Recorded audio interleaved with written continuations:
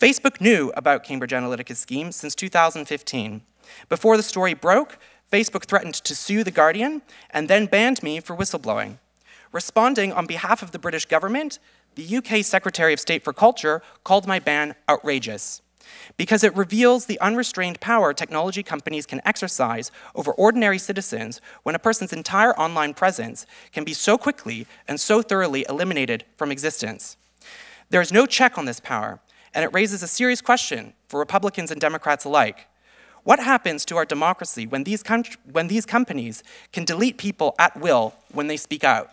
The company learned that there were segments of the population that responded to messages like "drain the swamp" or images of walls, or indeed paranoia about the deep state, that weren't necessarily always reflected in mainstream polling or mainstream political discourse that Steve Bannon was interested in using to build his movement. Was one of his goals to suppress voting or discourage certain individuals in the United States from voting?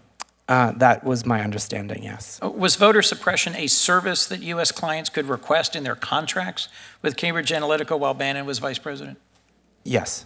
It's not a question of just informed consent. It's about, is it proportionate to the benefit that the consumer is getting? Is it reasonably expected in the future, if there's future developments in that technology, that the consumer did actually consent to that at the time?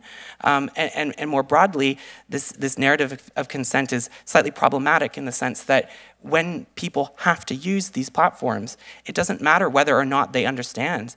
If they have to use it to get a job, they will still use it. And so we are sort of coercing and compelling people to hand over a lot of information, which not only now could be dangerous, but you have to imagine in the future also what the developments of technology, what developments we'll see moving forward, and what kinds of risks we'll be exposing to people 10 years from now when that data about them still exists.